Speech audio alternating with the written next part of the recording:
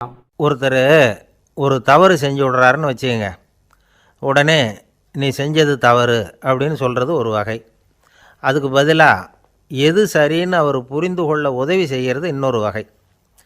இந்த ரெண்டாவது வகை இருக்குது பாருங்கள், நிர்வாக இயலில் இது ரொம்ப முக்கியம். அலுவலகத்தில் வேலை பார்க்குற ஒருத்தர் முக்கியமாக தெரிஞ்சுக்க வேண்டியது என்ன தெரியுமா?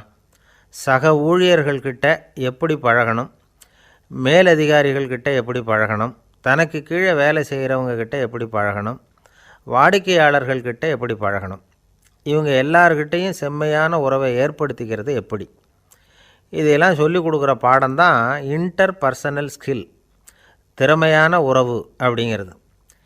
எந்த வேலையில் இருந்தாலும் சரி, இந்த உறவுகளை வளர்க்கும் திறன் உள்ளவங்க சீக்கிரம் முன்னுக்கு வந்துடுறாங்க. மற்றவங்கக்கிட்ட உறவை பலப்படுத்திக்கிறது எப்படி அப்படின்னு தெரிஞ்சுக்கிட்டோம்னா எந்த ஒரு தடையையும் சுலபமாக தாண்டி செய்கிற தொழிலில் முன்னுக்கு வந்துடலாம். ஹார்வர்டு பல்கலைக்கழகத்தில் ஒரு கணக்கெடுப்பு பண்ணி பார்த்தாங்களாம். பார்க்குற வேலையில் எது மாதிரி குணாதிசயம் உள்ளவங்க வேகமாக முன்னுக்கு வர்றாங்க அப்படின்னு தெரிஞ்சுக்கிறதுக்காக இந்த கணக்கெடுப்பு. வெவ்வேறு துறையில் வேகமாக முன்னுக்கு வந்திருக்கிற பல பேரை சந்தித்து இந்த சர்வேயை நடத்தியிருக்கிறாங்க. அவங்க கண்டுபிடிச்சி சொல்லியிருக்கிற உண்மை என்ன தெரியுமா? ஒருத்தர் ஒரு வேலையில் இருந்தால் அது சம்பந்தப்பட்ட சப்ஜெக்ட் பற்றிய அறிவு 35% இருந்தால் போதுமா. ஆனால் உறவுகளை வளர்க்கக்கூடிய திறன், இன்டர் பர்சனல் ஸ்கில்லு 65% வேணும். இப்படி உள்ளவங்க சீக்கிரம் முன்னுக்கு வந்துடுறாங்களாம். அதனால் ஒருத்தருக்கு வேலை சரியாக புரியலைன்னா கூட விவரமாக மற்றவங்கக்கிட்ட பழகிறது எப்படின்னு புரிஞ்சால் போதும், அவர் முன்னுக்கு வந்துடலாம். அலுவலகங்களில் மட்டும் இல்லை, எல்லா இடங்கள்லேயும் இது ரொம்ப முக்கியம். வீட்டுக்குள்ளேயும் இது ரொம்ப முக்கியம், வீட்டுக்கு வெளியேயும் இது முக்கியம். அடுத்தவங்கக்கிட்ட பழகிறது எப்படிங்கிறத தெரிஞ்சிக்காதவன் வாழ்க்கையில் முன்னேற முடியாது. இன்றைக்கி ஆயுதங்களால் காயப்படுத்தி கொள்ளுகிறவர்களை விட வார்த்தைகளால் காயப்படுத்தி கொள்ளுகிறவர்கள் தான் அதிகம். பெரியவங்க என்ன சொல்கிறாங்க தெரியுமா? நீங்கள் இந்த பூமியில் பிறந்ததன் அர்த்தம் பூர்த்தி ஆகணும்னா அடுத்தவங்களுக்கு உதவி பண்ணுங்கள். அடுத்தவங்களுக்கு உதவி செய்ய முடியாவிட்டால் கூட பரவாயில்லை, ஆனால் யாரையும் புண்படுத்தி விடாதீங்க அப்படின்னு சொல்கிறாங்க.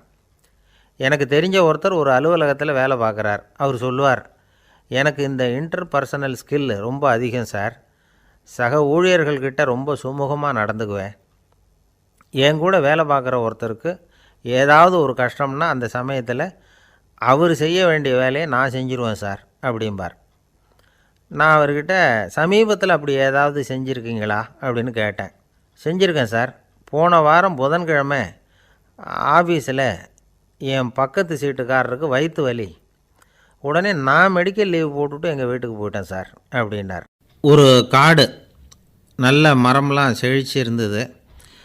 அப்படிப்பட்ட காட்டில் ஒரு சாது இருந்தார். அவர் எப்படின்னா எப்போவும் ஒரு மரத்தடியில் உட்காந்துருப்பார். ஏன்னா அவருடைய இருப்பிடமே அதுதான். அவர் என்ன பண்ணுவார், 3 கல் வச்சுருந்தார். செங்கல் மாதிரி இருக்கும், ஆனால் அதை விட கொஞ்சம் பெருசாக இருக்கும். எதுக்கு அந்த 3 கல்லுன்னா அதுதான் அவருடைய படுக்கை. அதாவது தூங்குறப்ப ஒரு கல்லை தலைக்கு கீழே வச்சுக்குவார், இன்னொரு கல்லை இடுப்புக்கு கீழே வச்சுக்குவார், இன்னொரு கல்லை காலுக்கு கீழே வச்சுக்குவார். உடம்பை ஒரு அப்படியே ஒரு தகட்டால் மூடிக்குவார், அப்படியே தூங்கி போடுவார். மழை பெய்யுதுன்னு வச்சுங்க, அவர் உடம்பு 3 கல் மேலே இருக்குதா, அதனால் தண்ணி அடியில் ஓடி போடும், உடம்பு நனையாது. மேலே தகடு இருக்கிறதுனால மழையும் உடம்புல படாது. அவர் தூக்கமும் கெடாது, நிம்மதியாக தூங்குவார். பகலில் அந்த 3 கல்லையும் ஒரு சேர ஒரு அடுப்பு மாதிரி வச்சு அது மேலே உட்காந்துக்குவார். அதனால் பாம்பு பூச்சி எதுவும் அவரை தொந்தரவு பண்ணுறதில்ல, அது பாட்டுக்கு நடந்து போயிடும். அவர் பாட்டுக்கு நிம்மதியாக இருப்பார். யாராவது எதையாவது கொண்டுகிட்டு கொடுத்தா அதை வாங்கி சாப்பிடுவார், அவ்வளவுதான். ஒரு நாள் அந்த நாட்டு அரசன் காட்டுக்கு வேட்டையாட வந்தான். அந்த வழியாக வந்தப்போ இந்த சாது படுத்துருக்கிறத பார்த்தான், பரிதாபப்பட்டான். ஐயோ பாவம், இவர் இப்படி இந்த கல் மேலே உடம்பை வச்சுக்கிட்டு தூங்குறாரே, என்ன பாடுபடுவார். இவரை நாம் அரண்மனைக்கு அழைச்சிட்டு போய் சுகமாக நிம்மதியாக இருக்கிறதுக்கு வழி செஞ்சு கொடுப்போம், அது ரொம்ப நல்லாயிருக்கும் அப்படின்னு நினச்சான். அப்படி நினச்சிக்கிட்டே அரண்மனைக்கு வந்துட்டான். அதுக்கப்புறம் ஒரு பல்லக்கையும் 2 சேவகர்களையும் காட்டுக்கு அனுப்பி அந்த சாதுவை மெதுவாக இங்கே அழைச்சிட்டு வந்துடுங்க அப்படின்னு சொல்லி அனுப்பி வச்சான். இவங்க போய் அவர்கிட்ட விவரத்தை சொன்னாங்க. எனக்கு என்னத்துக்கு அரண்மனை வாசம் அப்படின்னார். இருந்தாலும் மன்னர் உத்தரவு, நீங்கள் அவசியம் வரணும் அப்படின்னாங்க இவங்க. சரின்னு சொல்லிவிட்டு வேறு வழி இல்லாமல் புறப்பட்டார். புறப்படும் பொழுது என்ன பண்ணாருன்னா, மறக்காமல் அந்த 3 கல், ஒரு தகடு அதையும் எடுத்து பல்லக்கில் வச்சுக்கிட்டார். என்னத்துக்கு இதையெல்லாம் எடுத்து வைக்கிறாரு அப்படின்னு சொல்லி அவங்க யோசனை பண்ணாங்க. இருந்தாலும் அதை பற்றி ஒன்றும் கேட்கல. பேசாமல் அவரை அழைச்சிட்டு போய் அரண்மனையில் விட்டுட்டாங்க. அரசன் ஓடி வந்தான், வரவேற்றான், அறுசுவை உணவு படைத்தான். அவர் படுக்கிறதுக்கு தங்க கட்டில், பட்டு மெத்தை, இப்படி எல்லாம் ஏற்பாடு பண்ணி வச்சான். இங்கே படுத்து ஓய்வு எடுத்துங்க அப்படின்னு சொல்லிவிட்டு அவன் பாட்டு போயிட்டான். மறுநாள் காலையில் வந்து பார்க்குறான், சாது படுத்துருக்கிறார். எப்படி தெரியுமா? அந்த பட்டு மெத்தை மேலே 3 கல்லையும் வச்சு வழக்கம் போலவே அது மேலே படுத்துருக்கிறார். அதுக்கு மேலே தகடு. அரசன் பார்த்துட்டு அதிர்ச்சி ஆகிட்டான். என்ன சுவாமி இப்படி அப்படின்னா, சாது சொன்னார், எனக்கு தேவையும் இல்லை, குறையும் இல்லை, எல்லா இடத்துலையும் எனக்கு ஒரே மகிழ்ச்சி தான் அப்படின்னார். மகிழ்ச்சிங்கிறது தங்க கட்டிலேயோ பட்டு மெத்தையிலேயோ இல்லை, அது மனசில் இருக்கிற ஒரு விஷயம். உண்மையான மகிழ்ச்சிக்கு வழி மனப்பக்குவம் அப்படிங்கிறது அந்த அரசனுக்கு புரிஞ்சுதான்.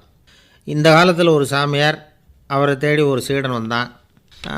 என்னாச்சு தெரியுமா? சுவாமி, எனக்கு நிம்மதி வேணும், அதுக்கு என்ன வழின்னு கேட்டான். சாமியார் நிமிர்ந்து பார்த்தார். அப்புறம் சொன்னார், நீ ஏகப்பட்ட பேர்கிட்ட கடன் வாங்கியிருக்கிற, அதையெல்லாம் திருப்பி கொடுத்தா தான் உனக்கு நிம்மதி கிடைக்கும்னார். இவனுக்கு ஆச்சரியம். அது எப்படி சாமி, அவ்வளவு கரெக்டாக நான் கடன் வாங்கினதை கண்டுபிடிச்சிங்க அப்படின்னா, உனக்கு கடன் கொடுத்து சாமியாராக போனதே நான் தான்ப்பா, அதனால தான் இந்த கதிக்கு வந்தேன். என்கிட்டயே நிம்மதிக்கு வழி கேட்குறியே, அதுதான்டா வேதனை அப்படின்னாராம் அவர். என்னுடைய நண்பர் ஒருத்தர், அவருக்கு ஜாதகத்தில் நம்பிக்கை உண்டு. அவரே ஜோசியமெல்லாம் பார்ப்பார். என்ன சார் இந்த காலத்தில் இதையெல்லாம் நம்பிக்கிட்டு இருக்கீங்களேன்னு கேட்டால், உங்களுக்கு ஒன்றும் தெரியாது சார், இந்த உலகத்தில் ஒவ்வொருத்தரும் அவங்கவுங்க செய்கிற நல்லது கெட்டதுக்கு தகுந்த பலனை அனுபவிச்சே தீரணும்பார். அது மட்டும் இல்லை, ஒருத்தன் செத்துட்டா கூட அவன் செஞ்ச பாவ புண்ணியங்கள் கூடவே போயிட்டுருக்கோம்பார். அது எப்படி கூட போவோம் அப்படின்னு குதர்க்கமாக கேட்டால், அதுக்கு அவர் ஒரு கதை சொன்னார். அது ரொம்ப சுவாரஸ்யமாக இருந்தது. ஒரு ஊரில் ஒருத்தர் இருந்தாராம். அவர் ஜோசியம் பார்க்குறதுல ரொம்ப கெட்டிக்காரரு. ஒருத்தருடைய தலைமுடியை மட்டும் அவர்கிட்ட காட்டினா போதும், அதை மட்டும் பார்த்துட்டு அவருடைய ஜாதகத்தையே சொல்லிவிடுவாராம். அப்பேற்பட்ட திறமை. அந்த ஆள் ஒரு சமயம் கன்னியாகுமரி கடற்கரைக்கு போயிருந்துருக்கிறார். அங்கே கரை ஓரமாக ஒரு மண்டை ஓடு கிடந்திருக்கு. அதை எடுத்து பார்த்துருக்கிறார். அந்த மண்டை ஓட்டை வச்சுக்கிட்டே அதோட ஜாதகத்தை அலசியிருக்கிறார். இந்த மண்டை ஓட்டுக்கு உரிய ஆசாமி வாழ்க்கையில் ரொம்ப கஷ்டப்பட்டுருக்கிறான், நிறைய கஷ்டத்தை அனுபவிச்சிருக்கிறான், அது தாங்க முடியாமல் தான் கடலில் விழுந்து தற்கொலை பண்ணிகிட்ருக்கான் அப்படிங்கிறத அவர் கணிச்சுட்டார். இருந்தாலும் இந்த மண்டை ஓடு இன்னமும் அனுபவிக்க வேண்டியது பாக்கி இருக்குது அப்படிங்கிறதையும் அவர் உணர்றார். அது சரி, ஒருத்தன் உயிரோடு இருக்கிற வரைக்கும் தானே நல்லது கெட்டதை அனுபவிக்க முடியும். செத்ததுக்கு அப்புறமும் பாக்கி இருக்குன்னா அதை எப்படி அனுபவிக்கிறது? இந்த மண்டை ஓட்டுக்கு இன்னும் கொஞ்சம் பாக்கி இருக்குது அப்படிங்கிறது அவருக்கு புரிஞ்சதே தவிர அதோட அர்த்தம் என்னங்கிறது அவருக்கு சரியாக விளங்கலை. சரி, இதை இன்னும் கொஞ்சம் விவரமாக ஆராய்ச்சி பண்ணி பார்ப்போம் அப்படின்னு நினச்சிக்கிட்டு அதை தன்னுடைய வீட்டுக்கு எடுத்துகிட்டு போயிட்டார். அந்த மண்டை ஓட்டை ஒரு பொட்டியில் வச்சு பூட்டினார். தன்னுடைய தனி அறையில் அதை பத்திரமாக வச்சுக்கிட்டார். தினமும் ராத்திரி ஆனதும் தன்னுடைய மனைவியை பார்த்து, நீ போய் பூஜை அறையில் தனியாக படுத்துக்கோ அப்படின்னு சொல்லிவிட்டு, இவர் ராத்திரி 12 மணிக்கு பொட்டியை திறந்து அதை பார்ப்பார். மண்டை ஓடு அப்படியே இருந்ததே தவிர இன்னும் கொஞ்சம் பாக்கி இருக்குங்கிறதுக்கு அர்த்தம் அவருக்கு விளங்கலை. அந்த மண்டை ஓட்டுக்கு இன்னும் என்ன பாக்கி இருக்க போகுது? இப்படியே ஒரு 10 நாள் போச்சு. அந்த வீட்டம்மாவுக்கு சந்தேகம் வந்துட்டுது. நம்ம வீட்டுக்காரர் நம்மளை தனியாக ஏன் தூங்க சொல்கிறார் அப்படிங்கிற சந்தேகம். உடனே பக்கத்து வீட்டு அம்மாக்கிட்ட விஷயத்தை சொல்லியிருக்கிறாங்க. அந்த அம்மா உடனே, நீ கவலைப்படாத, நான் கண்டுபிடிச்சி சொல்கிறேன்னு சொல்லிவிட்டாங்களாம். அன்றைக்கி ராத்திரியே ஜன்னல் வழியாக எட்டி பார்த்துருக்குறாங்க. இந்த ஆள் மண்டை ஓட்டை கையில் வச்சுக்கிட்டு அதை திருப்பி திருப்பி அப்படியும் அப்படியும் பார்த்துக்கிட்டு இருந்தது தெரிஞ்சுட்டுது. மறுநாள் காலையில் அவரோட மனைவியை பார்த்தாங்க. ஏம்மா, உன் வீட்டுக்காரருக்கு நீ முதல் மனைவியா 2வது மனைவியா அப்படின்னு கேட்டாங்க. எனக்கு தெரிஞ்ச வரைக்கும் நான் ஒருத்தி தான் அவருடைய மனைவின்னாங்க. அப்படி இல்லை, நீ அவருக்கு 2வது மனைவி. முதல் மனைவியின் மண்டை ஓடு தான் அவர் கையில் இருக்குப்போ, அதை தான் அவர் தினமும் ராத்திரியில் எடுத்து பார்த்துக்கிட்டு இருக்கிறாரு அப்படின்னு விட்டாங்க அந்த அடுத்த வீட்டம்மா. அப்படியா விஷயம்னு சொல்லிவிட்டு கணவன் வீட்டில் இல்லாத நேரமாக பார்த்து அந்த மண்டை ஓட்டை எடுத்து கொண்டாந்து ஒரு உரலில் போட்டு உலக்கையால் குத்தி நொறுக்க ஆரம்பிச்சுட்டுது அந்த அம்மா. வெளியே போயிருந்த அந்த ஆள் அப்போ தான் உள்ளே நுழைஞ்சார். மண்டை ஓடு உலக்கைக்கிட்ட குத்து வாங்கிட்டு இருக்கு. அது அனுபவிக்க வேண்டியது இன்னும் கொஞ்சம் பாக்கி இருக்குது அப்படிங்கிறதுக்கான அர்த்தம் எனக்கு இப்போ தான் புரிஞ்சுதுன்னாராம் அவர். இந்த கதையிலிருந்து நாம் இன்னொரு நீதியையும் புரிஞ்சுக்கணும். அதாவது நம்ம வீட்டை பற்றி நமக்கு தெரியாததெல்லாம் அடுத்த வீட்டுக்காரங்களுக்கு நல்லா தெரியும். ஒருத்தர் ரொம்பவும் மகிழ்ச்சியாக வந்துக்கிட்டு இருந்தார். என்ன விஷயம்னு விசாரித்தேன். நான் தோற்று போயிட்டேன், அதுதான் மனசுக்கு மகிழ்ச்சியாக இருக்குது அப்படின்னார். எனக்கு இது ரொம்ப ஆச்சரியமாக போச்சு. இந்த உலகத்தில் தோற்று போகிறவங்க யாரும் மகிழ்ச்சியாக இருக்கிறதில்ல. அப்படி இருக்கிறப்ப இவர் இப்படி சொல்கிறாரே, எங்கே தோற்று போனீங்கன்னு கேட்டேன். அதுக்கப்புறம் தான் அவர் விவரமாக சொன்னார். என்னோட 5 வயசு குழந்தையோடு நான் விளையாடிக்கிட்டு இருந்தேன். அந்த விளையாட்டில் என் குழந்தை ஜெயிச்சுட்டுது, நான் தோற்று போயிட்டேன் அப்படின்னார் ரொம்ப உற்சாகமாக. நான் யோசித்து பார்த்தேன். அதாவது நாம் சின்ன குழந்தையாக இருக்கிறப்போ எந்த விளையாட்டில் கலந்துக்கிட்டாலும் அதில் நாம் தான் ஜெயிக்கணும்னு ஒரு வெறி நமக்குள்ளே இருக்கும். நம்மளை எதிர்த்து விளையாடுறவர் நல்லவரா கெட்டவரா, பெரியவரா சின்னவரா அப்படிங்கிறதெல்லாம் முக்கியம் கிடையாது. அவர் தோற்று போகணும், நாம் ஜெயிக்கணும், அதுதான் முக்கியம். எதிரியை சந்தோஷப்படுத்த விளையாடுகிற கலை அப்போ நமக்கு தெரியறதில்ல. வாழ்க்கையில் ஒரு பக்குவம் வந்ததுக்கு அப்புறம் வெற்றி பெறணுங்கிற மன அழுத்தம் போயிடுது. போட்டியில் ஜெயிக்கணுங்கிறத விட குழந்தையை சந்தோஷப்படுத்தணுங்கிறது முக்கியமாக போச்சு. ஜெயிக்கணுங்கிற வெறி ஓடி போட்டுது. ஒரு குழந்தையாக இருந்தப்போ நம்ம வளர்ச்சிக்கு உதவிய வெறி பெரியவனானதுக்கு பிறகு நமக்கு எதிரியாக மாறுது. அதை சரியான சமயத்தில் நாம் புரிஞ்சுக்கிட்டோம்னா போதும், நாம் பொழைச்சிக்கலாம். ஒவ்வொரு மனுஷனுமே வாழ்க்கையோட அடுத்த கட்ட வளர்ச்சியில் அடி எடுத்து வைக்கிற நேரத்தில் தன்கிட்ட இருந்து ஏதோ ஒரு குணத்தை அல்லது தன் குணம் இருந்த ஏதோ ஒரு உறவை நாம் இழக்கத்தான் வேண்டியிருக்குது. ஒரு கட்டம் வரைக்கும் உதவியாக இருந்த குணம் அடுத்த கட்டத்துக்கு தடையாக கூட மாறிடலாம். இந்த பரிமாண மாற்றத்துக்கு உள்ளாகிற ஒவ்வொருத்தரும் பிரத்யட்சமாக இதை உணர்கிறாங்க. ஆனால் பல பேர் எப்படின்னா பழசை திறந்துவிட்டு புதிய கொள்கைகளை உருவாக்கிக்கிறதுக்கு இஷ்டம் இல்லாமல் இருந்துவிடுறாங்க, அல்லது அப்படி செய்ய முடியாமல் தவிக்கிறாங்க. இதையெல்லாம் மீறி அந்த பழசை திறந்துவிட்டா அதை இழந்ததால் உண்டாகிற மன அழுத்தம் சில காலத்துக்கு வருத்திக்கிட்டு தான் இருக்கும், வேறு வழி இல்லை. ஆரோக்கியமான ஒரு முன்னேற்றத்துக்காக அந்த மன அழுத்தத்தை தாங்கிக்கத்தான் வேணும் அப்படிங்கிறாரு அந்த உலக புகழ்பெற்ற மேதை ஒருத்தர், இந்த ஸ்காட் பெக் அப்படிங்கிறவர்.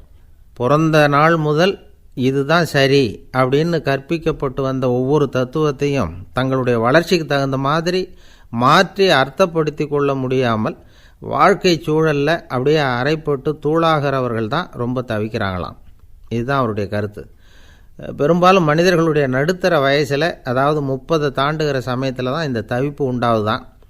இதை தான் மேற்கத்திய நாடுகளில் அடிக்கடி மிட் லைஃப் கிரைசிஸ் அப்படின்னு சொல்கிறாங்க. அப்பப்போ பழசையெல்லாம் தொலைச்சி விட்டு புதுசாக பிறக்கிறதுக்கு கற்றுக்கணும். ஒவ்வொரு நிமிஷத்தையும் அந்த நிமிஷத்துக்கு ஏற்ற சித்தாந்தம் கொண்டவர்களாக சந்திப்போம் அப்படிங்கிறார் அந்த உளவியல் நிபுணர். இப்படி பழகிக்கிட்டால் வாழ்க்கை இன்பமயம், இல்லைன்னா தவிப்பு மயம்தான். பழசை தொலைக்க முடியாதவர்களில் எத்தனையோ பேர் உண்டு, எத்தனையோ ரகம் உண்டு. அதில் வேடிக்கையான நண்பர்களும் உண்டு. ஒருத்தர் நண்பர் வீட்டுக்கு போனார். அவர் ஏதோ இனிப்பு பலகாரம் கொடுத்து சாப்பிட சொல்லியிருக்கிறாங்க அவங்க வீட்டில். இவர் சாப்பிட்டு பார்த்துட்டு சொன்னாராம், சார் 6 மாதத்துக்கு முன்னாடி ஒரு தடவை இங்கே வந்தேன், அப்போது ஒரு இனிப்பு பலகாரம் கொடுத்தீங்க, அது இதை விட நல்லா இருந்தது சார் அப்படின்னாராம்.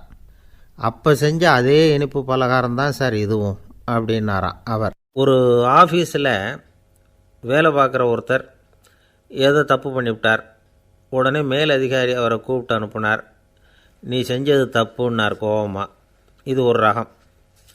சில அதிகாரிகள் இப்படி நீங்கள் செஞ்சது தப்புன்னு சொல்கிறதில்ல, நீங்கள் செஞ்சது சரி அப்படின்னு சொல்கிறதில்ல. எப்படி சொல்லுவாங்கன்னா, நீங்கள் செஞ்சது சரியில்லைன்னு நான் நினைக்கிறேன் அப்படின்னு சொல்லுவாங்களாம். அதாவது சில பேர் நீங்கள் செஞ்சது தப்புங்கிறாங்க, அதையே மாற்றி சொல்கிறாரு இவர், நீங்கள் செஞ்சது சரியில்லைன்னு நினைக்கிறேன். இது ரெண்டும் அர்த்தம் ஒன்று தான், இருந்தாலும் வார்த்தைகள் வித்தியாசம். நிர்வாக திறமை இல்லாத ஒரு அதிகாரி யூ ஆர் ராங் அப்படின்னு சொல்லுவாராம். நிர்வாக திறமை உள்ள அதிகாரியாக இருந்தால் அதையே கொஞ்சம் மாற்றி I think you are not correct அப்படிம்பாரான். இதுதான் வித்தியாசம். இருந்தாலும் வார்த்தைகளை உபயோகப்படுத்துகிற விதத்தை வச்சு தான் வேலை நல்லா நடக்கிறதும் நடக்காததும் இருக்குது. விவரம் தெரிஞ்சவங்க என்ன சொல்கிறாங்க தெரியுமா?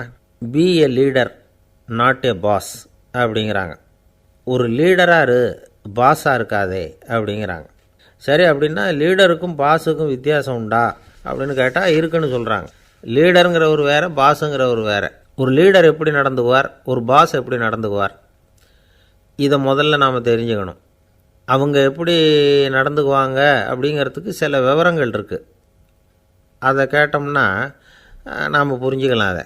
அதாவது பாஸுங்கிறவர் விரட்டிக்கிட்டே இருப்பார், லீடருங்கிறவர் ஊக்கப்படுத்திக்கிட்டே இருப்பார். நாளைக்கு சாயந்தரத்துக்குள்ளே அந்த வேலையை செஞ்சு முடிக்கலைன்னா தொலைச்சி விடுவோம் தொலைச்சி அப்படிம்பார் அவர். இவர் எப்படி சொல்லுவார்னா, இது வரைக்கும் நீங்கள் செஞ்சுருக்கிற வேலை ரொம்ப அற்புதம் அப்படிம்பார். பாஸுங்கிறவர் அதிகாரத்தை நம்பி செயல்படுறவர், லீடருங்கிறவர் நல்லெண்ணத்தை நம்பி செயல்படுறவர். நம்மக்கிட்ட அதிகாரம் இருக்குது, பவர் இருக்குது, அதனால் காரியத்தை சாதிச்சுடலாம் அப்படின்னு நினைக்கிறவர் அவர். மற்றவங்கக்கிட்ட ஒரு நல்ல அபிப்பிராயத்தை சம்பாதிச்சுக்கிட்டு அது மூலமாக காரியங்களை சாதிக்கிறவர் இவர். பாஸுங்கிறவர் பயத்தை உண்டு பண்ணுவார், லீடருங்கிறவர் அன்பை பரவ செய்வார்.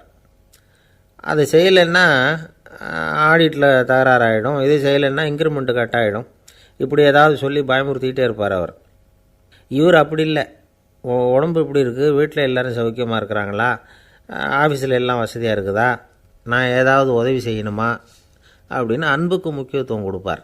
பாஸுங்கிறவர் எதுக்கெடுத்தாலும் நான் சொல்லிகிட்டு இருப்பார், லீடருங்கிறவர் நாமன்னு சொல்லிகிட்டு இருப்பார். பாஸுங்கிறவர் தப்புக்கு காரணம் யாருன்னு பார்ப்பார், லீடருங்கிறவர் தப்பு என்னன்னு பார்ப்பார். இதுதான் ரெண்டு பேருக்கு வித்தியாசம். The boss shows who is wrong, the leader shows what is wrong அப்படின்னு சொல்லுவாங்க. இந்த காரியம் எப்படி செய்யப்பட்டிருக்கு அப்படின்னு தெரிஞ்சுக்கிறவர் பாஸ். இந்த காரியத்தை எப்படி செய்யணும்னு செஞ்சு காட்டுறவர் லீடர். பாஸுங்கிறவர் பணியாளர்களை திட்டுவார், லீடர் மரியாதைக்குரியவராக நடத்துவார், அதுக்குரியவராக அவர் நடந்துக்குவார்.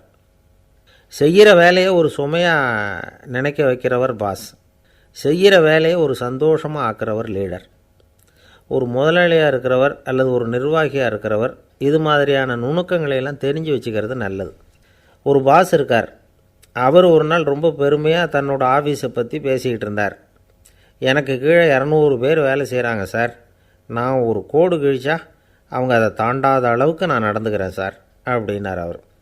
அது எப்படி முடியுது உங்களால் அப்படின்னு கேட்டோம். நான் கோடே கிழிக்கிறதில்ல சார் அப்படின்னார். அம்மாக்காரங்களுக்கு அடிக்கடி ஏற்படுற கவலை ஒன்று உண்டு, அதாவது குழந்தை சரியாக சாப்பிட மாட்டேங்குதே அப்படிங்கிற கவலை. இவங்கெல்லாம் ஒரு விஷயத்தை நல்லா புரிஞ்சுக்கணும். குழந்தைகள்ங்கிறவங்க பெரியவங்க மாதிரி இல்லை. அவங்க கடிகாரத்தில் மணியை பார்த்துட்டு சாப்பிட்றதுக்கு உட்கார்ற ரகம் கிடையாது. பசிச்சா சாப்பிடுவாங்க, இல்லைன்னா விளையாடுவாங்க அல்லது தூங்குவாங்க.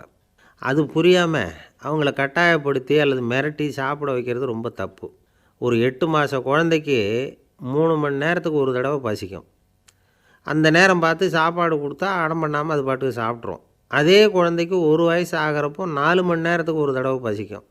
இந்த வயசில் இயற்கையாகவே பசி குறைஞ்சிருக்கும். அது புரியாமல் என் குழந்தை முன்னாடி மாதிரி இப்போ சரியாக சாப்பிட மாட்டேங்கிறான் அப்படின்னு சில பேர் டாக்டர்கிட்ட போய் சொல்லிக்கிட்டு இருப்பாங்க. இன்னொரு விஷயம், ஒரு குழந்தைக்கு வயசு அதிகமாகிற வேகத்துக்கு உடம்பு எடையும் அதிகமாகிக்கிட்டே போகாது.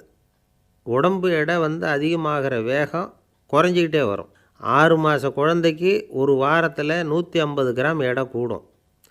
ஒரு வயசில் வாரத்துக்கு 71 கிராம் எடை கூடும். இது புரியாமல் அதிகமாக சாப்பாட்டை கொடுத்து குழந்தைய கஷ்டப்படுத்தக்கூடாது. ஏன்னா அளவுக்கு மீறின உணவு அஜீரணத்தை உண்டு பண்ணிவிடும். குழந்தைக்கு ஒரு தட்டில் கொஞ்சமாக ஆகாரத்தை வச்சு கொண்டுகிட்டு போய் கொடுக்கணும். மலை மாதிரி குவிச்சு வச்சா அதை பார்த்ததுமே பசி அடங்கி போயிடும். அடித்து மிரட்டி பயமுறுத்தி குழந்தைய சாப்பிட வைக்கிற பழக்கம் இருக்குது பாருங்கள், அதுக்கு ஃபுட் ஃபோர்ஸிங் அப்படின்னு பேர். இப்படி பண்ணினா குழந்தைக்கு சாப்பாட்டில் விருப்பம் குறைஞ்சிரும், அதை கண்டாவே வெறுக்க ஆரம்பிச்சிடும். அது மாதிரி உளம் சார்ந்த பசி குறைவு, சைக்கோஜெனிக் அனோரெக்சியா, அது ஏற்படுமா. சாப்பாடுங்கிறதே ஒரு தண்டனை மாதிரி தோணும். குழந்தைகளுக்கு பிடிச்ச மாதிரியான ஆகாரத்தை கொடுக்கணும். சத்து அதிகம் இருக்குங்கிறதுக்காக அதுக்கு பிடிக்காத ஆகாரத்தை கொடுத்து கட்டாயப்படுத்தக்கூடாது. குழந்தைகளுக்கு 2 வயசு ஆகிறப்போ இயற்கையாகவே எதிர்மறை குணம் உண்டாகும். அதாவது அந்த எதிர்மறையாக பேசுகிறது. இது மாதிரி சமயங்களில் நாம் என்ன சொல்கிறோமோ அதுக்கு நேர்மாறாக நடந்துக்கும். ஏட்டிக்கு போட்டி, சாப்பிட சொன்னால் விளையாட போவோம், விளையாட சொன்னால் சாப்பாடு கேட்கும். இதை புரிஞ்சுக்கிட்டு நடந்துக்கணும். குழந்தை சொன்ன பேச்சை கேட்கலேன்னு கோவப்படக்கூடாது. குழந்தை வளர வளர பிடிவாத குணம் வர்றது சகஜம். கேட்டதை வாங்கி கொடுத்தா தான் சாப்பிடுவேன் அப்படின்னு பிடிவாதம் பண்ணும். வாங்கி கொடுத்துடுறது தான் உத்தமம். நீங்களும் அதுக்கிட்ட பிடிவாதம் பண்ணிகிட்டு இருக்கக்கூடாது. ஏன்னா கேட்டது கிடைக்கலையேங்கிற ஏமாற்றம் கூட குழந்தையோட பசியை குறைச்சிரும். கேட்டது கிடைச்சிட்டா பசி அதிகமாகும், கொடுத்ததை மளமளன்னு சாப்பிட்றோம். குழந்தைகளுக்கு கண்ட கண்ட நேரத்தில் சாப்பிட்றதுக்கு எதையாவது வாங்கி கொடுத்துக்கிட்டு இருந்தால் சாப்பாட்டு நேரத்தில் சாப்பிடாமல் அடம் பண்ண ஆரம்பிச்சிடும். பள்ளிக்கூடம் போகிற பிள்ளைங்க காலை உணவை சரியாக சாப்பிட மாட்டாங்க. அச்சம், அவசரம், பரபரப்பு இதெல்லாம் தான் காரணம். பள்ளிக்கு புறப்படுறதுக்கு ஒரு 3/4 மணி நேரத்துக்கு முன்னாடியே சாப்பாடு போட்டுருங்க, அது சரியாக போயிடும். படிக்கிற குழந்தைகள் உடல் சோர்வு, மனச்சோர்வு இது காரணமாக கூட சாப்பிட மறுக்கிறது உண்டு. இப்போ உதாரணமாக சாயந்தரம் விளையாடி விட்டு வீட்டுக்கு வந்ததும் சாப்பிட சொன்னால் வேணாம்பாங்க. இது உடல் சோர்வு. ரொம்ப நேரம் வீட்டு பாடங்களை செஞ்சு முடித்த கையோடு சாப்பிட சொன்னாலும் அவங்களால சரியாக சாப்பிட முடியாது. இது உளச்சோர்வு, அதாவது மனச்சோர்வு. இதை தவிர குழந்தைகளுக்கு உடல்நலக்குறைவு ஏற்பட்டால் கூட சாப்பிட மறுக்கிறது உண்டு. சில மருந்து மாத்திரைகள் கூட பசியை குறைச்சிரும். அதனால் சரியாக தெரிஞ்சுக்கிட்டு குழந்தைகளை சாப்பிட வைக்கணும். அது புரியாமல் கையில் சாப்பாட்டு தட்டை வச்சுக்கிட்டு குழந்தைகளை விரட்டிக்கிட்டு அலையக்கூடாது. ஒரு சின்ன பையன் சொன்னான், எங்கள் அம்மா சாப்பாடு போடுறது தெரிஞ்சால் நான் உடனே வீட்டை விட்டு வெளியில் ஓடி போடுவேன் அப்படின்னா. ஏன் இப்படி பண்ணுறேன்னு கேட்டோம். எங்கள் அப்பா கூட அது மாதிரி தான் சார் பண்ணுவார் அப்படிங்கிறான். ஒரு வயசான அம்மா தெரு வழியாக போயிட்டு இருந்தாங்க. அவங்க கையில் எண்ணத்தையோ வச்சுக்கிட்டு அதை அடிக்கடி பார்த்துக்கிட்டே இருந்தாங்க. ஒருத்தன் மெதுவாக அவங்கக்கிட்ட போய் கையில் இருக்கிறது என்ன அப்படின்னு எட்டி பார்த்தா அவங்க கையில் 4 பல் இருந்துதான். இவன் ஆச்சரியமாக அந்த அம்மாவை பார்த்தான். ஏம்மா, உனக்கு என்ன பைத்தியமா? ஏது இந்த பல்? இதை என்னத்துக்காக கையில் வச்சுக்கிட்டு அலைஞ்சிக்கிட்டு இருக்கிற அப்படின்னு கேட்டிருக்கான். அதுக்கு அந்த அம்மா விவரம் சொல்ல ஆரம்பித்தாங்களாம். இதை பாருப்பா, எனக்கு ஒரு மகன் இருந்தான். அவனை ரொம்ப செல்லமாக வளர்த்தேன். அவனை தரையிலேயே நடக்க விடுறதில்ல, எப்பவும் தூக்கி வச்சுக்கிட்டு இருப்பேன். அவன் நல்லா பெரியவனாகி பள்ளிக்கூடம் போகிறப்ப கூட அவன் புஸ்தக மூட்டையை நான் தான் சுமந்துக்கிட்டு போவேன். பார்க்குறவங்க கூட கேலி பண்ணுவாங்க, ஏம்மா படிக்க போகிறது நீயா உன் பிள்ளையான்னு கேட்பாங்க. அவன் இன்றைக்கி எவ்வளவோ பெரிய மனுஷன் ஆகிட்டான். வெளிநாட்டில் பெரிய உத்தியோகத்தில் இருக்கான். சமீபத்தில் இங்கே வந்துட்டு போனான். ஒரு நாள் ஏதோ கோபத்தில் என்ன அரைஞ்சுட்டான். அப்போ இந்த 4 பல்லும் கீழே விழுந்துட்டுது. இன்னமும் கூட விழுந்திருக்கும், ஆனால் பல்லு தான் இல்லை. என் புள்ள அரைஞ்சதுனால விழுந்த பல்லு இல்லையா அது. அதனால் இதை எப்பவும் என் கையிலேயே வச்சுக்கிட்டு ஆசையோடு பார்த்துக்கிட்டு இருக்கிறேன். அவன் தான் வெளிநாட்டுக்கு போட்டான். அவனை பார்க்க முடியாத ஏக்கத்தை நான் இந்த பல்லை பார்த்து போக்கிக்கிறேன் அப்படின்னு நாங்களாம் அந்த அம்மா. இந்த கதை எதுக்காகன்னா, தாய் அன்பு அப்படிங்கிறது எப்படிப்பட்டதுங்கிறத புரிஞ்சுக்கிறதுக்காக. கல்யாணம் ஆனதுக்கப்புறம் தாயை மறந்து விட்றவங்க எத்தனை பேர் இந்த உலகத்தில்? அவங்க காதில் வேணுங்கிறதுக்காக தான் இந்த தகவல். ஆனால் ஒரு விஷயம் மட்டும் நல்லா புரிஞ்சுக்கணும். தாயை மதிக்க தெரிஞ்சவங்க தான் இன்றைக்கி வாழ்க்கையில் எல்லா விதத்துலேயும் முன்னுக்கு வந்திருக்கிறாங்க. வேணும்னா விசாரித்து பார்த்துக்குங்க. இன்னொரு அம்மா இருந்தாங்க. அவங்க தினமும் ஒரு கோயிலுக்கு வருவாங்க. சாமியை பார்த்து, கடவுளே நான் இறந்து போனால் நரகத்துக்கு போகணும் அப்படின்னு வேண்டிக்குவாங்களாம். எல்லோரும் சொர்க்கத்துக்கு போகணும்னு தானே கடவுள்கிட்ட வேண்டிக்குவாங்க. இந்த அம்மா தினம் நான் நரகத்துக்கு போகணும் அப்படின்னு வேண்டிக்கிறாங்க. அங்கே இருந்த அர்ச்சகருக்கு இது சந்தேகம். ஒரு நாள் அதை நேரடியாகவே அவங்கக்கிட்ட கேட்டுவிட்டார்.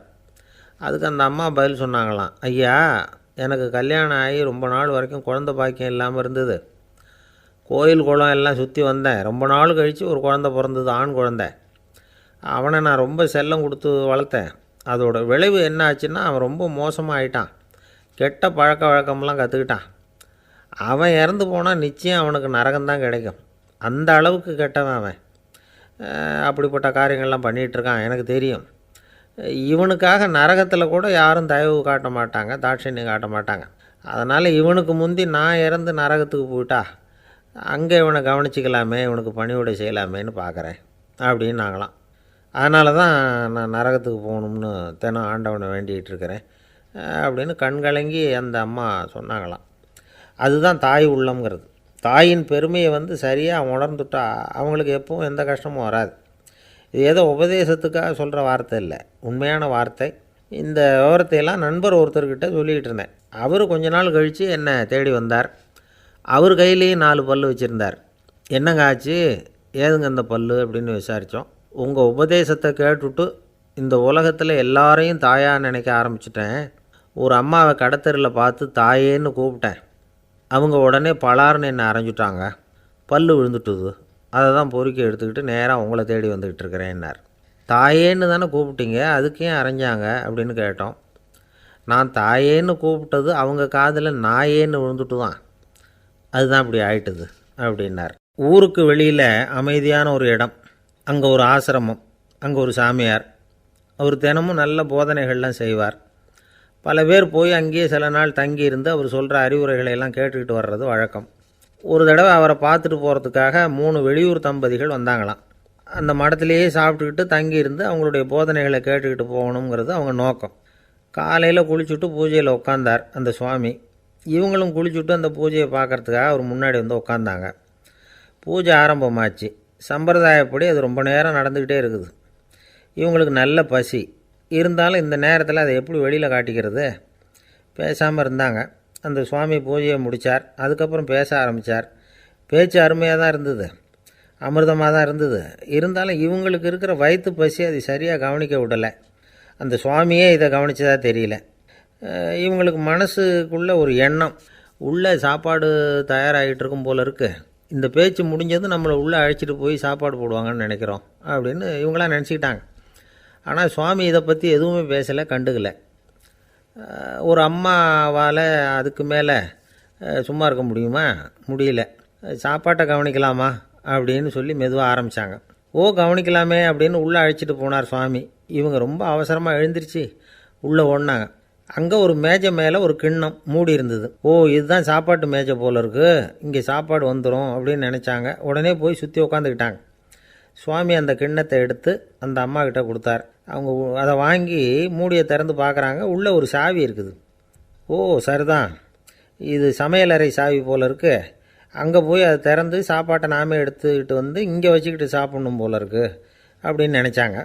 சாவி இருக்கு இல்லையா, வாங்க பூட்டு நிறையா காட்டுறேன் அப்படின்னு சுவாமி அவங்கள அழைச்சிட்டு போனார், காட்டினார். இவங்க அந்த அறையை ரொம்ப ஆவலோடு திறந்தாங்க. உள்ளே பார்த்தா அங்கே அரிசி, பருப்பு, விதவிதமான காய்கறி எல்லாம் இருக்குது. சமையலுக்கு வேண்டிய மிளகாய், எண்ணெய், பால், தயிர், நெய் இப்படி எல்லாமே இருக்குது. அடுப்பு, விறகு, நெருப்பு போட்டி அது கூட அங்கே இருக்குது. சாப்பாடு தயாராக இருக்கும்னு நினச்சிக்கிட்டு போனால் இப்படி இருக்குதே அப்படின்னு சொல்லி அதை பார்த்ததும் ரொம்ப சோர்ந்து போட்டாங்க அவங்க. சுவாமி, என்ன இது சாப்பாடு இல்லையா அப்படின்னாங்க. அதுதான் சாப்பாட்டுக்கு வேண்டிய எல்லாம் இங்கே இருக்குதே. அடுப்பு மூட்டி நீங்கள் தான் அவங்கவுங்க ருசிக்கு தகுந்த மாதிரி சமைச்சிக்கணும். இந்த சன்னியாசிக்கு எப்படி சமைக்க தெரியும் அப்படின்னு கேட்டார் சுவாமி. சாப்பாடு தயாராக இருக்கும்னு நாங்கள் எதிர்பார்த்தோம் அப்படின்னாங்க. நீங்கள் இப்படி சொல்லுவீங்கன்னு நானும் எதிர்பார்த்தேன். இது வரைக்கும் நான் எவ்வளவோ தத்துவம்லாம் எடுத்து சொன்னேன். எல்லாத்தையும் விட இதுதான் அனுபவபூர்வமான தத்துவம். ஆண்டவன் நமக்கு நல்ல மனசை கொடுத்துருக்குறான், நல்ல வாய்ப்புகளையும் தந்திருக்கிறான், அதையெல்லாம் பயன்படுத்திக்கக்கூடிய மூளையையும் சிந்தனையையும் கொடுத்துருக்குறான். அதனால் அடுப்பை தான் நீங்கள் மூட்டணும். அடுப்பை நீங்கள் தான் மூட்டணும். உங்களுக்கு உகந்ததை நீங்கள் தான் சமைச்சு ருசித்து அனுபவிக்கணும். ஆண்டவனே அதை செஞ்சுக்கிட்டு இருக்க மாட்டான் அப்படின்னாராம் அந்த சுவாமி. நம்முடைய வாழ்க்கையில் பல நல்ல பலன்களை பெறுறதுக்கு நாம் தான் முயற்சி பண்ணணும். அதுக்குரிய சூழ்நிலையை தான் ஆண்டவன் கொடுப்பானே தவிர அதை விளக்கிறதுக்காக தான் அந்த சுவாமி அப்படி செஞ்சு காட்டியிருக்கிறார். இது ஒரு பெரியவர் இப்படி ஒரு விளக்கம் கொடுத்தார். அதுக்கப்புறம் அந்த 3 தம்பதிகளும் தெளிவடைஞ்சுட்டாங்களாம். நாம் தெளிவடைகிறது எப்போங்கிறது தான் தெரியல அப்படின்னு பல பேர் இதை கேட்டுட்டு சொல்லிகிட்டு இருக்கிறாங்க. இந்த கதையை நம்முடைய நண்பர் ஒருத்தர்கிட்ட சொன்னேன். அந்த நண்பர் ரொம்ப சந்தோஷப்பட்டார். நீங்கள் சொல்கிறது கரெக்டு சார், ஆனால் நான் அதை விட ஒரு படி மேலே சார். எனக்கெல்லாம் அரிசி, பருப்பு இருக்கிற ரூம் எதுன்னு கையை காட்டிட்டா போதும். உடனே கிண்ணத்துலேருந்து சாவியை எடுத்து கொடுக்கணுங்கிற அவசியம்லாம் இல்லை எனக்கு. அப்புறம் எப்படி ரூமை திறந்துருவீங்க அப்படின்னு கேட்டேன். பூட்டை உடச்சி திறந்துருவேன், அதுதான் எனக்கு பழக்கம் அப்படிங்கிறார். ஒரு ஆசாமி வேகமாக ஓடிக்கிட்டு இருந்தான். ஏன் இப்படி ஓடுறேன்னு கேட்டார் இன்னொருத்தர். அங்கே ஒரு ஆள் அடிபட்டு கிடக்கிறான், அதை பார்த்தேன், உடனே ஓடுறேன்னா. எங்கேன்னு கேட்டார். ஆஸ்பத்திரிக்குன்னா.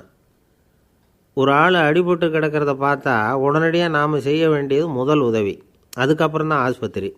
இன்றைக்கி விபத்துங்கிறது சர்வசாதாரணமாக நடந்துக்கிட்டு இருக்குது. வாகன விபத்து, வெடிகுண்டு விபத்து, தீ விபத்து, கட்டடம் சரியறது, பூகம்பம், இப்படி நிறைய நடக்குது. ஒரு விபத்தை பார்த்துட்டா நம்மளில் பல பேர் நமக்கு என்னத்துக்கு வம்புன்னு ஒதுங்கி போயிடுறதும் உண்டு. சில பேர் துணிஞ்சு கிட்ட போய் உதவி செய்கிறதும் உண்டு. அப்படி உதவி செய்ய நினைக்கிறவங்களுக்கு உபயோகப்படுற தகவல் இது. விபத்தில் காயமடைஞ்சவங்களை 3 பிரிவாக பிரிக்கலாமா. முதல் வகை கொஞ்சம் சீரியஸானது, உயிருக்கு உடனே ஆபத்து தரக்கூடியது. மூளை காயம், முகம், கழுத்து காயங்கள், இருதயம், நுரையீரல் காயங்கள், வயத்தில் உள்ளுறுப்பு காயங்கள், அதிகப்படியான இரத்தப்போக்கு, இதனால எல்லாம் பாதிக்கப்பட்டிருந்தால் அது முதல் வகை அப்படின்னு நாமளே மனசுக்குள்ளே முடிவு பண்ணிக்கணும். இவங்களுக்கெல்லாம் உடனடியாக வந்து முதல் உதவி கொடுக்கணும், தாமதப்படுத்தாமல் ஆஸ்பத்திரிக்கு கொண்டுகிட்டு போயிடணும். இப்படி கொஞ்சம் எச்சரிக்கையாக நடந்துக்கிட்டால் அவங்களில் பல பேரை காப்பாற்றி போடலாம். ரெண்டாவது வகை எப்படின்னா, முதல் உதவி விரைவாக கிடைச்சா உயிர் பிழைக்கக்கூடிய மார்பு காயங்கள், கைகால் எலும்பு முறிவு, இடுப்பு முதுகெலும்பு காயம், சீரான இரத்த சேதம், இப்படிப்பட்டவங்களை வந்து ரெண்டாவது வகையாக பிரிக்கணும். ஆபத்து இல்லாத சிராய்ப்புகள், சிறு காயங்கள், இரத்த உறைவுகள், இதனால் பாதிக்கப்படுறவங்க மூணாவது வகை. ஒருத்தர் தலையில் அடிபட்டு நினைவு விழுந்துட்டார்னு வச்சுங்க, அவருக்கு வாந்தி வர்றதுனால புறையேறி மூச்சு அடைப்பு உண்டாகும்.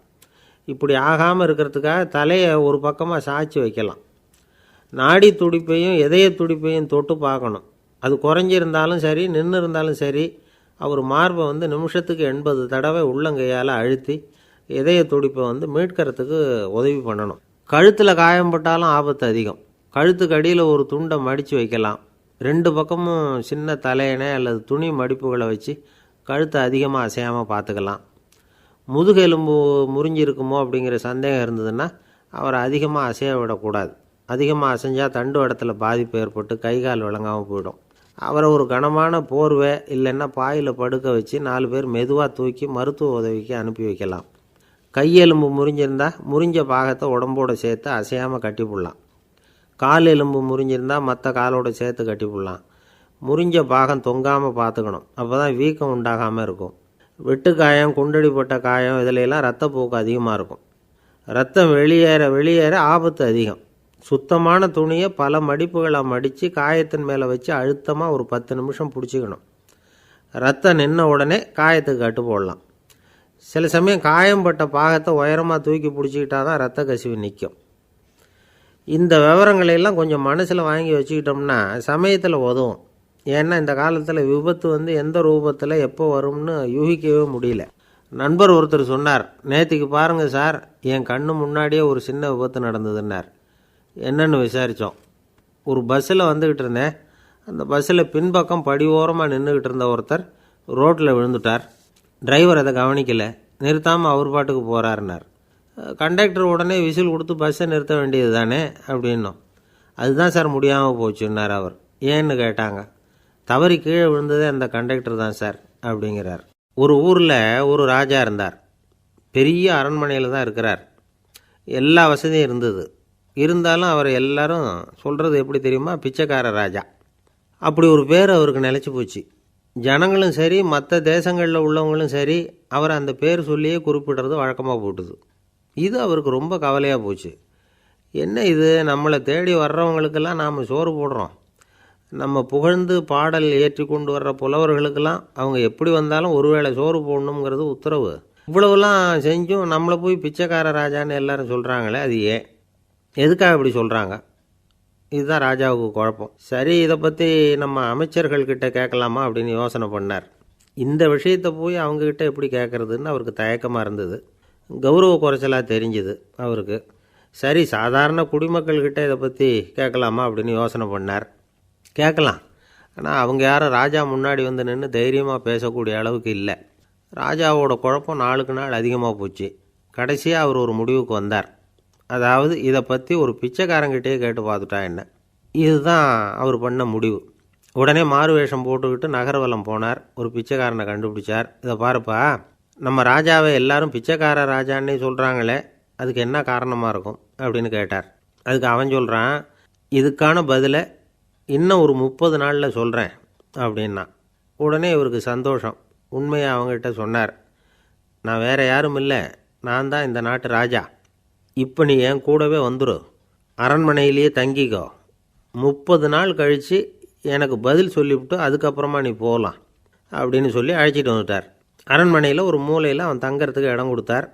தினம் 2 வேளையும் இவனுக்கு சோறு போடுங்க அப்படின்னு உத்தரவு போட்டார்.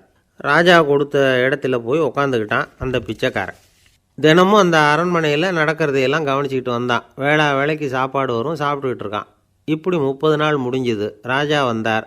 என்ன, என்னோட கேள்விக்கு பதில் என்னன்னு கண்டுபிடிச்சிட்டியான்னார். கண்டுபிடிச்சிட்டேன்னா. என்ன எல்லாரும் பிச்சைக்கார ராஜான்னு சொல்கிறாங்களே, அது நியாயமாக படுதா உனக்குன்னு கேட்டார். நியாயமாக தான் படுது, சந்தேகம் இல்லாமல் நீங்கள் பிச்சைக்கார ராஜா தான். என்ன தான் நீங்கள் வசதியோடவும் படைபலத்தோடவும் இருந்தால் கூட நீங்கள் எங்கள் வர்க்கத்தை சேர்ந்த ஆசாமி தான் அப்படின்னு அடித்து சொல்லிவிட்டான் அந்த ஆள். ஏனால் அப்படி சொல்கிறேன்னு கேட்டார் இவர். அரசே, ஒரு உண்மையை கண்டுபிடிச்சி சொல்கிறதா நான் உங்ககிட்ட சொன்னேன். நீங்கள் ராஜ பரம்பரைன்னா உடனே உங்கள் கழுத்தில் கிடக்கிற முத்து மாலையை கழட்டி பரிசாக கொடுத்துருப்பீங்க, பொன்னையும் மணியையும் கொடுத்துருப்பீங்க. ஆனால் நீங்கள் அப்படி செய்யலை. என்னை ஒரு மூலையில் உட்கார வச்சு 2 வேளை சோறு போட சொன்னீங்க. உங்களை தேடி யார் வந்தாலும், யார் வந்து பாராட்டி பேசினாலும் அல்லது பிரச்சனைகளை சொன்னாலும் நீங்கள் செய்கிற ஒரே காரியம் சோறு போடுறது தான். பிச்சைக்காரனுக்கு சோறு மட்டும்தான் உலகம். உங்கள் விஷயத்துலேயும் நீங்கள் அப்படி தான் நினைக்கிறதாக தெரியுது. நல்லா கவனிங்க. எந்த ஒரு பிரச்சனைக்கும் சோறு தான் முடிவுன்னு நினைக்கிறீங்க பாருங்கள். நீங்கள் சந்தேகமில்லாத எங்களை சேர்ந்த ஆள் தான் அப்படின்னு விட்டான் அந்த பிச்சைக்காரன். அதுக்கப்புறம் தான் அந்த ராஜா தன்னுடைய தவறுகளையெல்லாம் திருத்திக்கிட்டாராம். பசின்னு வர்றவங்களுக்கு சோறு தான் போடணும், அது தப்பு இல்லை. பாராட்ட வர்றவங்களுக்கெல்லாம் சோத்தையே போட்டு அனுப்புனா இப்படி தான் பேர் வரும். எனக்கு தெரிஞ்ச ஒருத்தர் தினமும் யாராவது ஒருத்தரை தன் வீட்டுக்கு அழைச்சிட்டு போவார், சாப்பாடு போட்டு அனுப்புவார். முன்னறிவிப்பு இல்லாமல் திடீர்னு ஒரு விருந்தாளியோட வீட்டில் போய் இவர் நிற்கிறது வழக்கம். அந்த அம்மாவும் இவருக்காக தயார் பண்ணி வச்சுருந்ததை இவர் அழைச்சிட்டு வந்திருக்கிற விருந்தாளிக்கு போட்டுருவாங்க. விருந்தாளி சாப்பிட்டுட்டு போனதுக்கப்புறம் இவர் மனைவிகிட்ட உனக்கு சிரமம் வேணாம் அப்படின்னு சொல்லிவிட்டு பக்கத்தில் உள்ள ஒரு ஹோட்டலுக்கு போய் காசு கொடுத்து சாப்பிட்டுட்டு வந்துடுவார். பல நாள் இப்படி நடக்கும். ஒரு நாள் அவரை தனியாக கூப்பிட்டுக்கிட்டு போய் ஏன் இப்படி பண்ணுறீங்கன்னு கேட்டோம். அதுக்கு அவர் சொல்கிறாரு, எங்கள் வீட்டு சாப்பாட்டிலேருந்து தப்பிக்கிறதுக்கு எனக்கு வேறு வழி எதுவும் தெரியல சார், அதனால தான் இப்படி பண்ணிகிட்ருக்கிறேன் அப்படின்னார் ரொம்ப பரிதாபமாக. ஒரு ஊரில் ஒரு ராஜா இருந்தார். அவர் அடிக்கடி காட்டுக்கு வேட்டையாட போவார். சில நண்பர்களையும் கூட அழைச்சிக்கிட்டு போவார். காட்டுக்கு போனதும் ஆளுக்கு ஒரு பக்கமாக போய் வேட்டையாடுவாங்க. சாயந்தரமாக திரும்பி வருவாங்க. மறுநாள் அரண்மனையில் உட்காந்து ஒவ்வொருத்தரும் அவங்க அனுபவங்களை எல்லாம் சொல்லிக்குவாங்க. அவங்க வீரத்துக்கு தகுந்த மாதிரி பரிசை அந்த ராஜா கொடுப்பார். இது மாதிரி ஒரு தடவை எல்லாரும் வேட்டைக்கு போயிட்டு திரும்பி வந்ததும் உட்காந்து பேச ஆரம்பிச்சிருக்கிறாங்க. ஒருத்தன் சொன்னான், தன்னுடைய வீர தீர செயலை பற்றி அளக்க ஆரம்பிச்சிட்டான். ஏன்னா அதுக்கு பரிசு கிடைக்க போகுதில்ல, அதனால். அவன் என்ன சொன்னான் தெரியுமா? அரசே, நேற்றுக்கு காட்டில் என்னாச்சு தெரியுமா? எனக்கு நேராக ஒரு சிங்கம் வாயை திறந்துக்கிட்டு வந்துட்டுது. நான் பயப்படவே இல்லை. உடனே ஒரு கல்லை எடுத்து குறி பார்த்து வீசினேன். சிங்கத்து வாய்க்குள்ளே போய் அந்த கல் மாட்டிக்கிட்டுது. அவ்வளவுதான். அந்த சிங்கம் என்னை பார்த்துட்டு பயந்துட்டு ஒரே ஓட்டமாக திரும்பி ஓடி போயிட்டுது அப்படின்னா. ஆஹா பலே அப்படின்னு எல்லோரும் கை தட்டினாங்க. 2வது ஆள் ஒருத்தன் எழுந்திரிச்சான். அவன் சொல்ல ஆரம்பித்தான், அரசே, நான் போன வழியில் 2 பெரிய மலைப்பாம்பு கிடந்தது, என்னை முழுங்கிறதுக்கு வந்தது. நான் என்ன பண்ணேன் தெரியுமா? அந்த 2 பாம்போட வாலையும் ஒன்றா சேர்த்து முடிச்சு போட்டுட்டேன். அவ்வளவுதான். அது அங்கே இழுக்க இது இங்கே இழுக்க முடிச்சு நல்லா இறுகி போட்டுது அப்படின்றான். ஆஹா அற்புதம்னு சொல்லி எல்லாரும் கை தட்டினாங்களாம். அடுத்தபடியாக 3வது ஆள் ஒருத்தன் வந்தான். அவன் சொல்ல ஆரம்பித்தான், மன்னா, நான் போன பாதையில் குறுக்க ஒரு ஆறு, அதில் இறங்கி குளித்தேன். யாரோ காலை பிடிச்சி இழுக்கிறது மாதிரி இருந்தது. திரும்பி பார்த்தா ஒரு பெரிய முதலை. நான் உடனே அப்படியே ஒரு துள்ளல் துள்ளி அது முதுகில் போய் உக்காந்துக்கிட்டேன். அதை அப்படியே கரைக்கு நீந்த வச்சேன். கரைக்கு வந்து சேர்ந்ததும் அப்படியே ஒரே துள்ளி குதித்து கரைக்கு வந்துட்டேன் அப்படின்றான். அவன் தன்னுடைய வீரத்தை அப்படி சொல்லியிருக்கான். அடடா எப்பேற்பட்ட வீரம் அப்படின்னு எல்லாரும் கை தட்டினாங்களாம். 4வது ஆள் எழுந்திரிச்சான். மன்னா, நான் போன இடத்துல ஒரு கரடி வந்து என்னை துரத்த ஆரம்பிச்சுட்டுது. நான் ஒரு மலை உச்சிக்கு வந்துட்டேன். அதுக்கப்புறம் ஒரு அடி எடுத்து வச்சாலும் அதில் பாதாளத்தில் விழ வேண்டியது தான். அந்த நேரம் பார்த்து ஒரு பெரிய ராட்சச கழுகு அந்த பக்கமாக பறந்து வந்தது. நான் உடனே அப்படியே உயர எழும்பி அந்த கழுகோட காலை பிடிச்சிக்கிட்டேன். அப்படியே தொங்கிக்கிட்டே வந்தேன். ஒரு நல்ல இடம் வந்ததும் தொப்புன்னு கீழே குதித்து நடந்து வந்துட்டேன்னா. இதுக்கும் எல்லோரும் கை தட்டுறாங்க. கடைசியாக ஒரு ஆள் எழுந்திரிச்சான். அரசே, நான் வந்து போன வழியில் ஒரு பெரிய யானை குறுக்க வந்தது. பயங்கரமாக சத்தம் போட்டுக்கிட்டே வந்தது. நான் பயந்து ஓடலை. உடனே என்ன பண்ணேன் தெரியுமா? அந்த யானையோட வாலை பிடிச்சி தூக்கினேன். தலைக்கு மேலே தூக்கி கரன்னு சுற்றினேன். வேகமாக சுற்றி வீசி எறிஞ்சேன். அவ்வளவுதான். அதே ஸ்பீடில் அந்த யானை மேலே போக ஆரம்பிச்சுட்டுது. இன்னும் கூட அது போய்கிட்டே தான் இருக்குது, கீழே விழவே இல்லைன்னா. இதை கேட்டதும் ராஜாவுக்கு கோபம் வந்துட்டுது. என்ன முட்டாள்னு நினச்சிக்கிட்டு பேசுகிறியா? யானையை வந்து நீ வாலை பிடிச்சி தூக்குன, அதை நான் நம்பணுமா அப்படின்னார். உடனே இவன் பணிவாக பதில் சொன்னான். அரசே, ஒரு சிங்கத்து வாயில் கல் மாட்டிக்கிட்டதை நம்புறீங்க, மலைப்பாம்பு வாலை பிடிச்சி முடிச்சு போட்டதை நம்புறீங்க, முதல்ல முதுகில் சவாரி பண்ணதையும் நம்புறீங்க, கழுகு காலை பிடிச்சிக்கிட்டு பறக்கிறதையும் நம்புறீங்க. அப்படி நம்புறப்போ நான் சொன்னதை மட்டும் நம்பக்கூடாதா அப்படின்னு கேட்டானான். பொய் சொன்னவங்கெல்லாம் தலையை தொங்க போட்டுக்கிட்டாங்களாம். ராஜா அவங்கள பார்த்து சொன்னாராம், நீங்கள் எல்லாரும் என்னை முட்டாளாக்கியிருக்கிறீங்க. கடைசியாக பேசின இவன் தான் எனக்கு உண்மை எது பொய் எதுங்கிறத புரிய வச்சிருக்கிறான். இவன் தான் உண்மையான தைரியசாலி அப்படின்னு சொல்லி அவனுக்கே பரிசையெல்லாம் கொடுத்து பாராட்டினாராம். இப்படி ஒரு கதை. உண்மையை நிலைநாட்டுகிறவன் தான் உண்மையான வீரன் அப்படிங்கிறத இதிலிருந்து நாம் புரிஞ்சுக்கணும். இந்த காலத்துல எல்லாம் பொய் சொன்னால் தான் பிழைக்க முடியுங்கிறது ஒரு சில பேரோட நம்பிக்கை. ஒரு அப்பாவுக்கு தன் மகனுக்கு பொய் சொல்ல தெரியலையேங்கிற கவலை. பொய் சொன்னால் தான் இந்த உலகத்தில் பிழைக்கலாம், ஆனால் இவனுக்கு அது தெரியலையே, அதனால் இவனை அழைச்சிட்டு போய் நடுக்கடலில் விட்டுட்டு வந்துடுவோம் அப்படின்னு அழைச்சிட்டு புறப்பட்டான். கடற்கரைக்கு போனான். மகனுக்கு சந்தேகம், எங்கேப்பா என்னை அழைச்சிட்டு போகிறேன்னு கேட்டிருக்கான். கடலில் மீன் பிடிக்க கற்றுக் கொடுக்க போகிறேன் உனக்கு அப்படின்னானா. நான் ஏற்கனவே மீன் பிடிச்சிட்டேனேன்னானா இவன் மகன். எங்கே அதுன்னு கேட்டிருக்கான் அப்பங்காரன். சுட்டு சாப்பிட்டுட்டேன்ருக்கான் புள்ள. அப்பங்காரன் பார்த்தான், சரி நம்ம புள்ள பொழைச்சிக்கோ அப்படின்னு சொல்லி திருப்பி அழைச்சிட்டு வந்துட்டானான்.